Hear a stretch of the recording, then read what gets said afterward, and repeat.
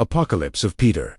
The hell you fear was invented to control. Church invented hell. An apocalypse. O.F. Peter.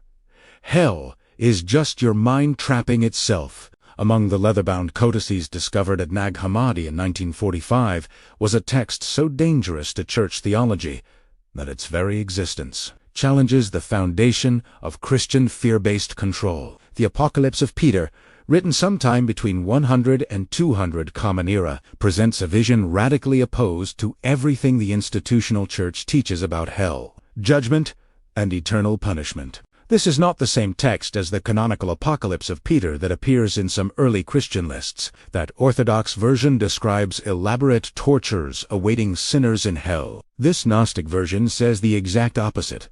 Hell does not exist, except as a mental construct, and the entire crucifixion was an illusion perceived only by those trapped in material consciousness. The Church Fathers knew about this text and condemned it violently. They recognized immediately that if this teaching spread, the primary tool of ecclesiastical control would vanish. Fear of hell has driven more conversions, extracted more money, and enforced more obedience than any other single doctrine in Christian history. Remove that fear, and you remove the Church's power to compel behavior through terror. This is why the Apocalypse of Peter was systematically destroyed wherever church authority could reach it. Only one complete copy survived, buried in an Egyptian jar for 18 centuries. What makes this text particularly subversive is not just that it denies literal hell, but that it explains the psychological mechanism by which people create their own suffering and mistake it for divine punishment. The Apocalypse of Peter is a manual for recognizing and dismantling the mental prison that most humans inhabit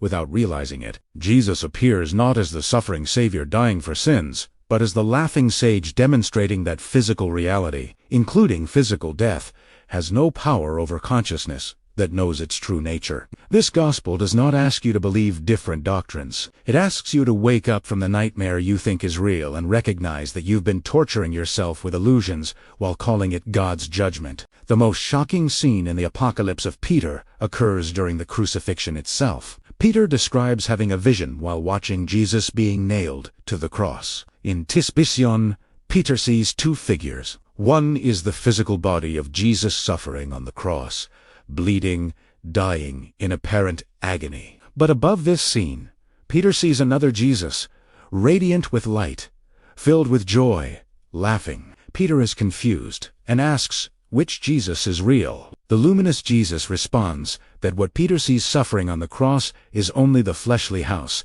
the material body, which is not the true self. The laughing Jesus explains that those who remain in ignorance see only the physical crucifixion and believe that Jesus suffers. But those who have received gnosis perceive the truth, the real Jesus. The consciousness that inhabited that body was never touched by the violence. The nails, the crown of thorns, the spear in the side, all of it affects only flesh, which is temporary and ultimately unreal. The eternal self, the divine spark that Jesus truly is, remains untouched, joyful, free. The crucifixion is an illusion, a drama played out on the stage of material existence for those who believe matter is all that exists. This teaching directly contradicts the Orthodox theology of substitutionary atonement. The Church teaches that Jesus suffered horrifically, taking upon himself the punishment that humanity deserves for sin, satisfying divine justice through his agony. But the Apocalypse of Peter says Jesus never suffered at all. There was no punishment, no payment for sin, no divine wrath requiring appeasement. The whole sacrificial drama is a misunderstanding by people who don't recognize that the true self cannot be harmed by anything that happens to the body. This has profound implications. If Jesus didn't actually suffer, then his death doesn't pay for anyone's sins. If there's no payment for sin, then there's no debt, no guilt, no need for salvation through belief in the sacrifice. The entire guilt-based control system of Christianity collapses. People are not sinners requiring rescue. They are divine beings who have temporarily forgotten their true nature. When Peter asks Jesus about hell and judgment, the answer he receives destroys the entire concept of external punishment. Jesus explains that what people call hell is not a place created by God to torture sinners, but a state of consciousness created by ignorance. Hell is believing you are only a physical body destined to die and cease existing. Hell is identifying completely with ego and never discovering the eternal awareness that you actually are. Hell is the suffering that comes from desiring what cannot last, fearing what cannot be avoided, and believing you are separate from the source of all existence. The Apocalypse of Peter describes the archons not as literal demons with pitchforks, but as psychological forces that maintain the illusion of separation. These archons are the patterns of thinking that keep consciousness trapped in suffering. They are guilt that tells you you're fundamentally flawed. They are fear that convinces you you're always in danger. They are desire that promises happiness in external things that never satisfy. They are the voice in your head that says you are your thoughts, your feelings, your body, your social role, anything except what you actually are, which is eternal awareness itself. People torture themselves with these archonic patterns and then project them outward, imagining an angry God who will punish them after death for being what the archons convinced them they were during life. It's a perfect trap. The ego creates suffering, then blames God for it, then seeks salvation from the very religious institutions that reinforce the ego's lies. The church doesn't free people from this trap. It profits from it by claiming to be the only escape route from a hell that doesn't exist except in the minds of those who believe the archons' lies. Salvation in this framework is not believing correct doctrines or performing correct rituals. Salvation is gnosis, direct recognition that you are not the ego self that suffers, but the divine. Awareness that observes all suffering without being touched by it, exactly as the luminous Jesus remained untouched by the crucifixion. Before we continue, I've compiled all available scholarship on the Apocalypse of Peter, including the complete text, comparison with the Orthodox Apocalypse of Peter, analysis of Gnostic psychology, and historical context of how hell doctrine developed. Link in the pinned comment.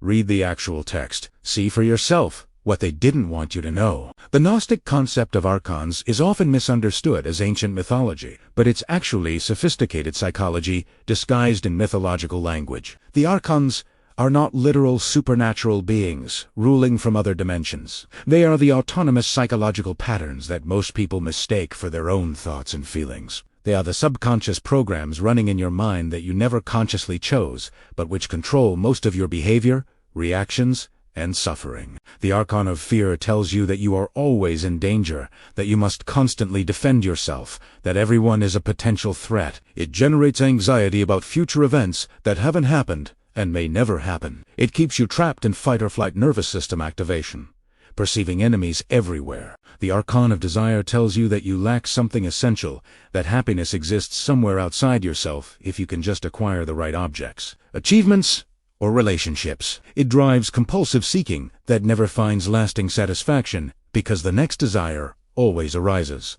The archon of guilt tells you that you are fundamentally flawed, that something is wrong with your very existence, that you must constantly strive to be acceptable. It generates shame about natural impulses and thoughts, creating internal war between who you naturally are and who you think you should be. The archon of death fear is perhaps the most powerful, convincing you that annihilation awaits, that your existence is temporary and fragile, that you must desperately cling to life while simultaneously knowing you cannot keep it. This archon underlies all others, driving the desperate search for permanence in a world where nothing material lasts. The Church recognized these psychological patterns and, rather than teaching people how to recognize and transcend them, weaponize them. They externalize the archons as literal demons and Satan, making them seem more real and terrifying. They promised that only through church membership, sacraments, and obedience could you be protected from these external evil forces. But Gnostic teaching says the opposite. The archons have no power once you recognize them as illusory thought patterns rather than external realities. The moment you observe fear without identifying with it, fear loses its control. The moment you watch desire arise without believing its promises, desire releases its grip. The Apocalypse of Peter destroys the Church's primary control mechanism, fear of divine punishment. If there is no literal hell awaiting unbelievers and sinners, if judgment is not an external event but an internal state of ignorance, then the Church cannot threaten people into compliance. Without the threat of hell, tithing becomes voluntary. Obedience to clergy becomes optional.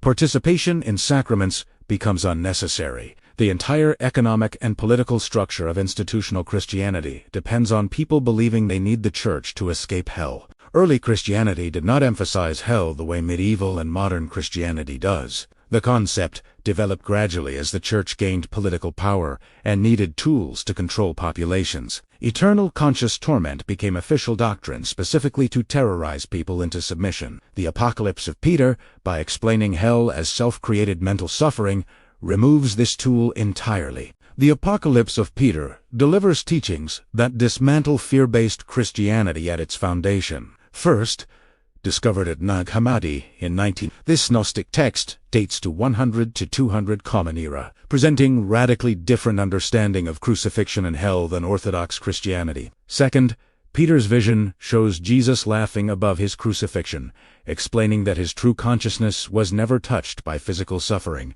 contradicting substitutionary atonement theology entirely. Third, Jesus teaches that hell is not external punishment from God, but internal state of ignorance where people torture themselves by identifying with ego and believing they are merely temporary physical bodies. Fourth, archons are not literal demons, but psychological patterns: fear, guilt, desire, death anxiety that maintain illusion of separation and create suffering that people mistake for divine judgment. Fifth, salvation is gnosis, direct recognition of one's true nature as eternal consciousness rather than mortal ego, making external religious mediation unnecessary. Sixth, the institutional church weaponized these natural psychological patterns by externalizing them as demons and hell, threatening people into dependence on ecclesiastical authority for protection. Finally, practicing liberation involves identifying dominant archonic patterns, recognizing them as illusory mental constructs, and returning awareness to the eternal consciousness that observes all suffering without being touched by it, exactly as the laughing Jesus demonstrated. The complete Apocalypse of Peter with scholarly commentary is available for your study. I've compiled the full text in multiple translations. Historical analysis of how hell doctrine developed in Christianity. Comparison with Buddhist and Hindu teachings on illusory suffering. Psychological research on religious trauma and fear-based belief systems. And responses from both Gnostic scholars and Orthodox theologians. You'll find work by Elaine Pagels on Gnostic Christianity, Bart Ehrman on the historical development of hell, cognitive science research on how beliefs create emotional states, and testimonies from people who left fear-based religion. This isn't speculation. This is documented history of how institutional power uses fear of non-existent punishment to control populations. The complete bibliography is linked in the pinned comment and video description. Read it, verify it, free yourself from terror that was deliberately inflicted on you. You were born free, and someone taught you to be afraid. They told you that you're broken, sinful, destined for torture unless you submit to their authority and their rules. They convinced you that a loving God created you imperfect and then damns you eternally for being what He made you.